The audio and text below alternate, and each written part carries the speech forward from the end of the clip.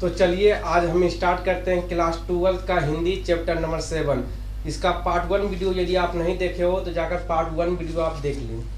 तो chapter number 1 का chapter number 7, ये आपका चैप्टर नंबर 7 है। और चैप्टर नंबर 7 का पार्ट 1 वीडियो में हम कुछ पढ़ा जो है करीब वो 30 मिनट का या 20 मिनट का वीडियो होगा, जाकर उस वीडियो को पहले आप देख लें। चलिए जहाँ पे हम समाप्त किए थे वहाँ से हम आज फिर स्टार्ट करते हैं, क्योंकि पूरा चैप्टर समाप्त नहीं हुआ था। चलिए आज हम स्टार्ट करते हैं। 82 नंबर पेज नंबर निकालिए। यदि आपके पास न्यू बुक है, यदि आपके पास पुराना बुक है दिगंत भाग 2, तो इसका जो है आप 82 पेज नंबर निकाल लीजिए। वहीं से हम स्टार्ट कर रहे हैं, उसी पेज से। मूलतः उनके दैनिक जीवन का अंग है। जिस पात्र में धान रखा जाता है वह सिक का बनाया जाता है। धान का पात्र जो किस चीजों का बनाया जाता है, याद रखिएगा। धान का जो पात्र होता है वह किस चीजों का बनाया जाता है। तो धान का जो पात्र होता है वह सिक का बनाया जाता है, याद रखिएगा। चलिए ये सारे क्वेश्चन बोर्ड एग्जाम में पूछे जाते हैं। कई तरह के रंगों और डिजाइनों के साथ सिक का रंग बिरंगी टोकरियां के किनारे सिक की झालर लगाई जाती है। आप देखे होंगे कि बहुत सारा ऐसा टोकरी रहेगा, बहुत ही डिजाइनर टोकरी बनाता है। आपके गांव में भी बनाते होंगे, है ना, मुसहर जाति लोग। ये सारा चीज ये उनके पास ये कला बहुत ही बेहतरीन उन लोगों के पास कला होता है ये सभी चीजों का। ठीक है। झोपड़ी में प्रकाश के लिए जो दीपक है उसकी आकृति भी कलापूर्ण है।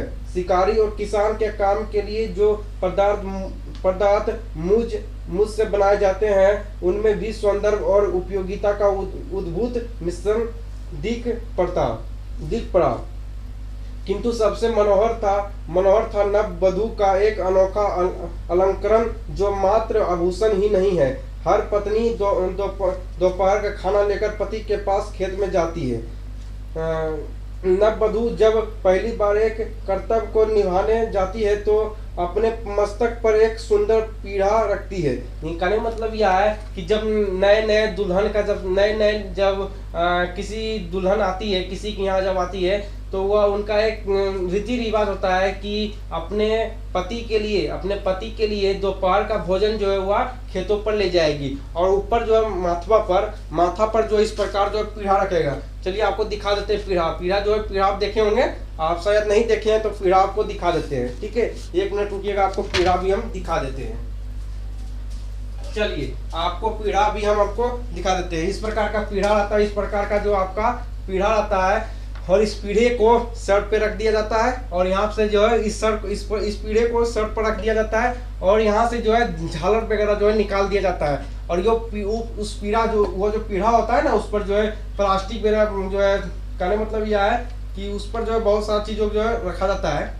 उस पीढ़े के ऊपर जो है कागज का जो है वो लगा दिया जाता है। उसके बाद जो झालर लगा दिया जाता है। और नववधू जब आती है तो अपने पति के लिए जो है दोपहर का भोजन वो ले जाती है। वह एक रीति रिवाज होता है। चलिए मेरे पास जितना साधन था उतना दिखाने का प्रयास किए हैं, है ना। शायद मेरे पास टोकरी वगैरह यहाँ नहीं है, तो टोकरी वगैरह हम दिखा नहीं सकते हैं। ये जो आपका कोचिंग है, यहाँ पे जो चीज हमको मिल जाता है दिखा देते हैं, क्योंकि हम लोग देहाती के है ना, देहात के हैं। नववधू जब पहली बार इस कर्तव्य को निभाने जाती है तो अपने मस्तक पर एक सुंदर पीढ़ा रखती है। सुंदर पीढ़ा वो रखता है अपने मस्तक पर, जो एक सुंदर सा एक पीढ़ा रखता है। ठीक है, नववधू। और अपने पति के पास खेत में जाती है। नववधू जब पहली बार इस कर्तव्य को निभाने जाती है तो अपने मस्तक पर एक सुंदर पीढ़ा रखती है, जिसमें तीन लटे बेनियों की भांति लटकी रहती है। और लटकन जो होता है वो 3 लटकन जो लटका हुआ रहता है।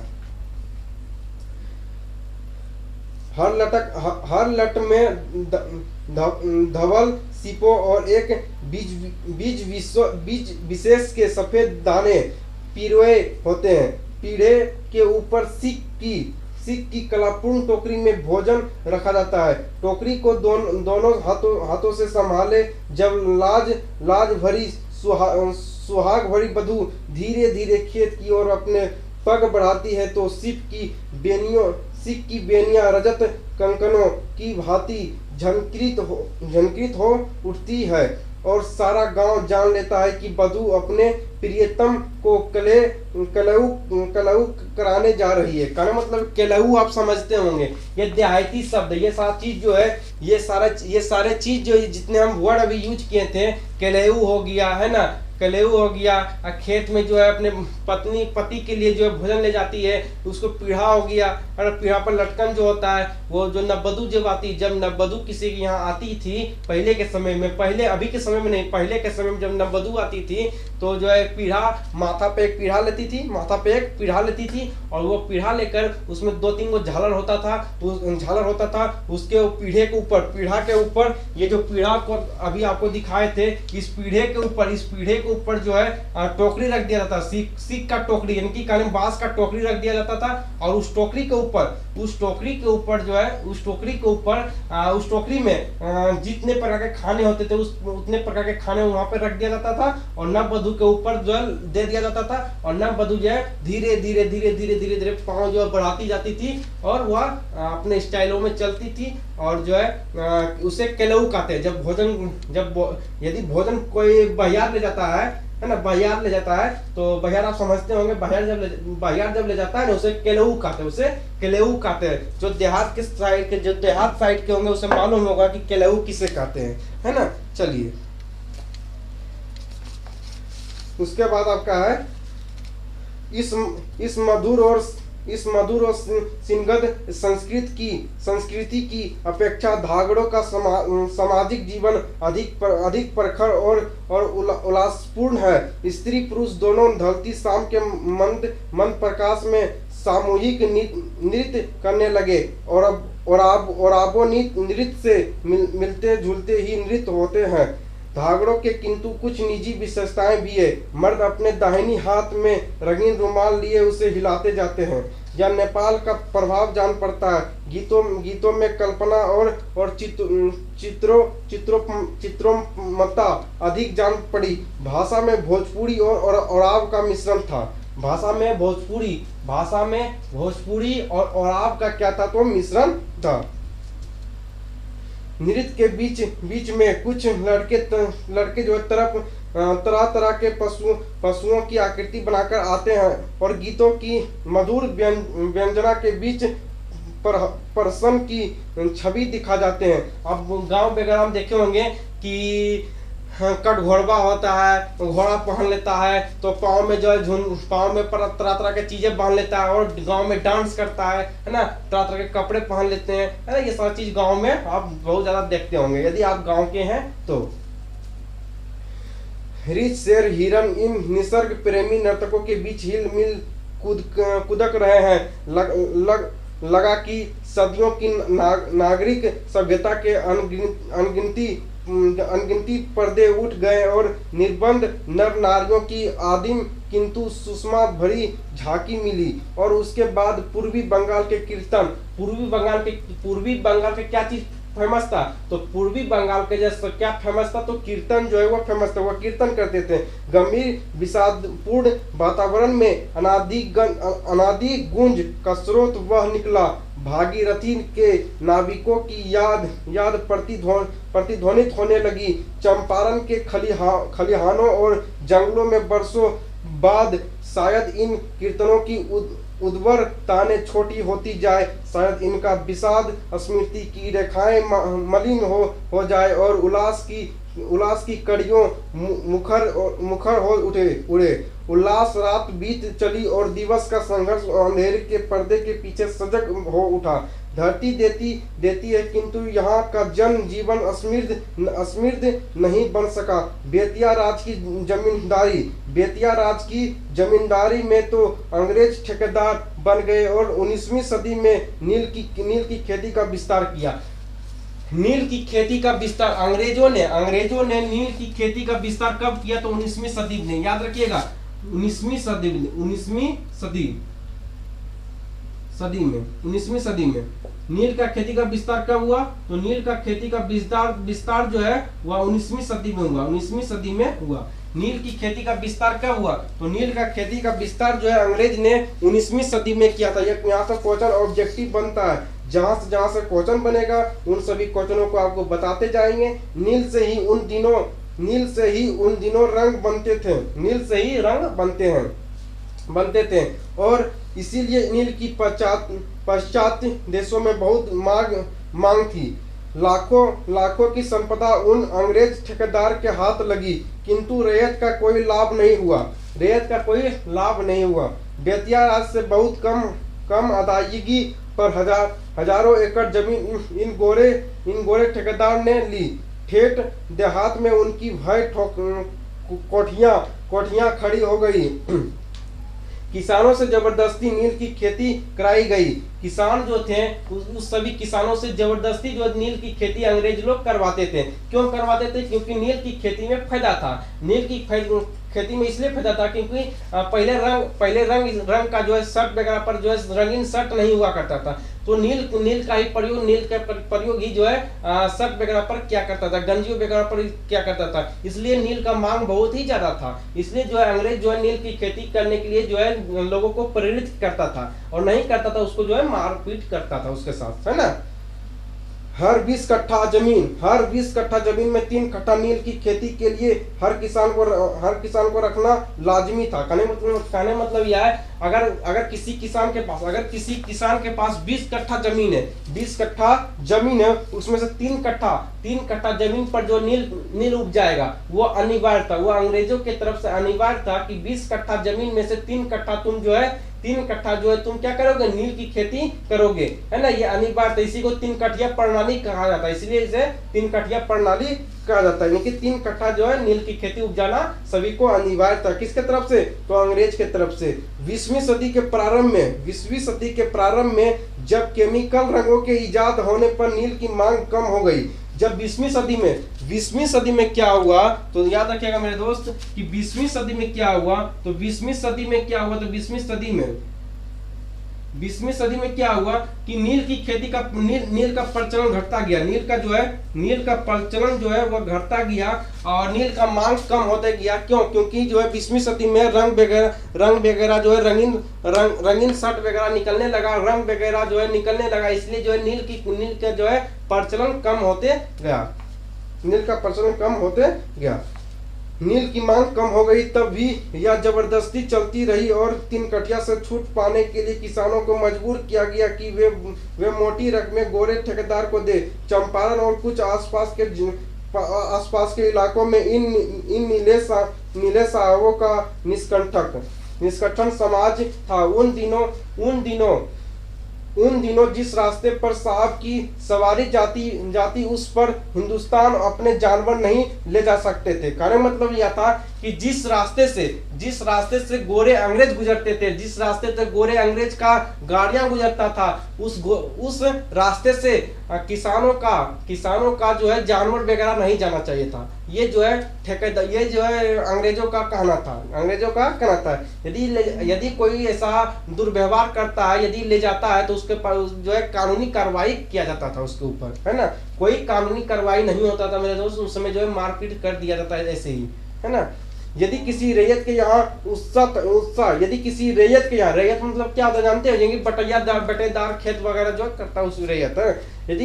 यदि किसी रैयत के यहाँ, यदि किसी किसान के यहाँ उत्सव या शादी विवाह होता था, यदि किसी किसान के यहाँ या उत्सव या शादी होता था तो साहब के यहाँ नजराना भेजना पड़ता था। नजराना मतलब यानी कहने मतलब इनविटेशन कार्ड भेजना पड़ता था। नजराना मतलब इनविटेशन कार्ड जो है भेजना पड़ता था। साहब बीमार पड़ता तो रियायतों से इलाज के लिए वसूली होती थी। यदि कोई गोरे अंग्रेज बीमार पड़ जाता था तो उसके लिए क्या होता था, जो है चंदा इकट्ठा किया जाता था और उस चंदे से जो उसका इलाज होता था।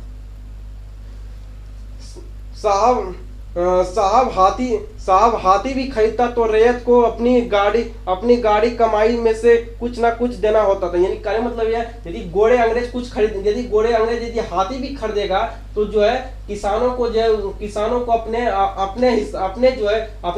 अपने मजदूरी से उसको देना पड़ता था। अमोलवा कोटी के साहब का नाम था एमन। याद रखिएगा अमोलवा कोटी याद रखिएगा। इस क्वेश्चन यहाँ से बनता है, क्या बनता है? तो अमोलवा कोटी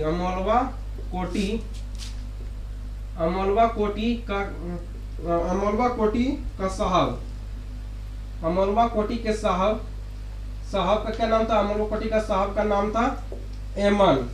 क्या नाम था? तो नाम था एमन। क्या नाम था? एमन। याद रखिएगा, अमोलवा कोटी के साहब का क्या नाम था? तो एमन नाम था, एमन नाम था। यहाँ से क्वेश्चन बनता, ठीक है, एमन नाम था। भीषण भीषण आतंक, भीषण आतंक था एमन साहब का, किसी भी रैयत की झोपड़ी में आग लगा देना, है ना। ये जो एमन साहब था, ये गोरे ये जो रेमन साहब था, एमन साहब था, ये बहुत ही क्या इसको किस शब्द से हम बोले ये समझ नहीं आ रहा है ना। इसको आप जो है कहें मतलब जर्म विचार के होते थे, ये गुस्सेले टाइप के थे, है ना। किसी के झोपड़ी में आग लगा देते थे, है ना। किसी भी कहने मतलब यह है, किसी भी किसान के झोपड़ी में जो है ये आग लगा देते, जबरदस्ती झूठ फूस का जो है आग लगा देते थे। इनका उस समय इन लोगों का चलती था, है ना। किसी भी रैयत की झोपड़ी में आग लगा देना, किसी को जेल में ठूस देना, है ना, किसी को बिना कसूर का जेल में ठूस देना, है ना। मेरा राज है, हम कुछ भी कर सकते हैं, ठूस देना, यह सब रोज का काम था। तत्कालीन शासन नीले गोरे के हाथ का पुतला था। उन दिनों उत्तर बिहार में दौरा करने वाले अफसरों के लिए देहात के डांग बंगले नहीं बनते थे। वे सभी साहबों की कोठियों में ठहरते थे। दक्षिण बिहार के बागी विचारों का असर चंपारण में देर से पहुंचे। इसलिए गंगा पर पुल बनाने का स्कीम में तत्कालीन शासन ने कोई दिलचस्पी नहीं दिखाई, और ये बरसों तक चंपारण में गोरे नीलों का राज ब्रिटिश समाज की छत छाया में पनपता रहा, और आतंक और दैन समृद्धि और बेबसी के उस आलम में सन 1917 के अप्रैल मास में एक बिजली सी कोधी चंपारण में गांधी जी के चमत्कार की कथा स्वयं राजेंद्र बाबू ने लिखी। 1917 में स्वतंत्रता युद्ध के महानाटक के उस नादी पाठ में मानव सूत्र रूप में संघर्ष और विजय की सारी गाथा की समा गई। यहाँ उसका ब्यौरा नहीं लिखूंगा, पर मई सन 1962 में मुझे एक अभूतपूर्ण सौभाग्य प्राप्त हुआ। मैं तीर्थ यात्रा पर निकला उन सभी स्थानों की रज लेने जहां गांधी जी ने सन 1917 का अभियान किया था। कहने मतलब लेखक कहते हैं कि मैं 1962 में यहाँ आया था। 1962 में इस भूमि पर, चंपारण की भूमि पर आया, और मैंने उन स्थानों पर गया जहाँ पे महात्मा गांधी गए थे। कौन कह रहे हैं? जगदीश चंद्र माथुर जी कह रहे हैं कि हम उन स्थानों पर गए थे जहाँ पे महात्मा गांधी ने गया था। 1917 का अभियान को देखने हमने गया था। उस तीर्थ यात्रा में मुझे सत्संग में मिला कुछ उन महानुभावों का जो सन 1917 में गांधी जी के साथ थे। कहने का मतलब ये कहते हैं कि मुझे 1917 में महात्मा गांधी कहाँ गए थे, उन स्थानों पर मुझे जाना था। और 1962 में मुझे कुछ उनके सहयोगी मिल गए जो कि 1917 में महात्मा गांधी जी के साथ थे।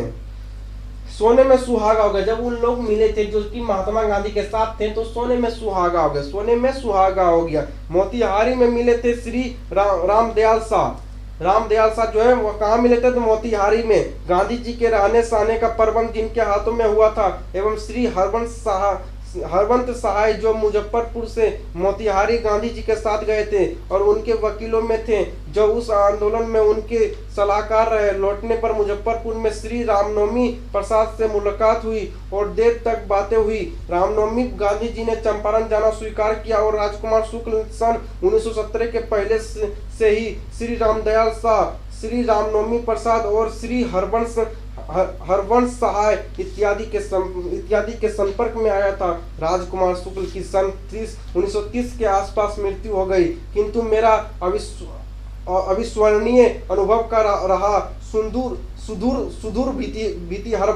भितिहरवा गांव में। यह गांव अमोलवा के निकट है, जहां सन 1917 में एमन साहब की तुति बोलती थी। जब गांधी जी चंपारण की रैयत को भय और अत्याचार के चंगुल से बचाने का प्रयत्न कर रहे थे, तब उन्होंने ग्रामीण जनता की सामाजिक अवस्था के सुधार का श्री श्री भी श्री गणेश किया। श्री रामनवमी प्रसाद ने बताया कि एक दिन किसी गांव में किसान की शिकायतों को अध्ययन करने गांधी जी जा रहे थे। उनके साथ दूर जाना था। हाथी पर दोनों सवार थे। कड़ी धूप थी। तभी गांधी जी ने ग्रामों की दुर्वस्था को दूर करने में शिक्षा की महत्ता पर अपने विचार प्रकट किए। उन्होंने कहा कि जब एक ग्रामीण बच्चे की शिक्षा की व्यवस्था नहीं होगी, जब एक ग्रामीण बच्चों की शिक्षा की व्यवस्था नहीं होगी, तब तक केवल आर्थिक समस्याओं को सुलझाने से काम नहीं चलेगा। उन्होंने कहा कि वे चंपारण में कुछ ग्रामीण विद्यालयों की स्थापना करेंगे। यानी कहने मतलब यह है, महात्मा गांधी जी जो थे, उन्होंने चंपारण में कुछ स्कूल को खोलने का जो उन्होंने व्यवस्था की, स्कूलों को खोलने का उन्होंने व्यवस्था किया था। और उन्होंने 3 स्कूलों को भी खोला। थोड़े दिन बाद उन्होंने 3 गांव में थोड़े दिन के बाद जो है उन्होंने 3 गांवों में आश्रम विद्यालय स्थापित किए। 3 गांव में उन्होंने आश्रम विद्यालय स्थापित किए थे। पहला का नाम था बड़हरबा। पहला जो है आश्रम विद्यालय का क्या नाम था, तो बड़हरबा, दूसरा मधुबन और तीसरा था आपका भीतिहरबा। पहला क्या था, पहला बड़हरबा, दूसरा मधुबन और तीसरा था भीतिहरबा। कुछ निष्ठावान कार्यकर्ताओं को तीनों गांव में तैनात किया, है ना। इस तीनों स्कूलों में जो महात्मा गांधी के द्वारा जो 3 स्कूल बनाया गया था, कौन कौन, तो याद रखिएगा, पहला था बड़हरबा, दूसरा मधुबन और तीसरा भीतिहरबा। इन तीनों स्कूलों में जब 3 स्कूल बन गया, तो 3 स्कूलों में सबसे शिक्षक भी होना बहुत ही जरूरी है, क्योंकि महात्मा गांधी पढ़े लिखे थे। तो पढ़े लिखे लोगों को नजरों में जो है पढ़े लिखे शिक्षक भी आना चाहिए। बहुत एजुकेटेड शिक्षक होने चाहिए, बहुत ही बेहतरीन शिक्षक होने चाहिए, है ना। तो उन शिक्षकों को बहाली करने के लिए बहुत ही कहने का मतलब है कि बहुत अनुभवी शिक्षक को वहाँ पे लाए थे तीनों स्कूलों में। तो देखिए कहाँ कौन से शिक्षक आए थे, ये आप लोगों को याद रखना है। कुछ निष्ठावान कार्यकर्ताओं को तीनों गांव में तैनात किया। वे कार्यकर्ता आए गुजरात और महाराष्ट्र से इस स्कूल में जो है शिक्षक आए थे। बड़हरबा का विद्यालय विदेश में शिक्षा प्राप्त इंजीनियर। देखिए बड़हरबा जो स्कूल था, वहाँ कौन आए थे, बड़हरबा का विद्यालय विदेश में शिक्षा प्राप्त इंजीनियर श्री बब्बन जी गोखले आए थे। किस स्कूल में, तो बड़हरबा में जो है विदेश से शिक्षा प्राप्त इंजीनियर श्री बब्बन जी गोखले और उनकी विदेशी पत्नी अवंतिका बाई गोखले ने चलाया था।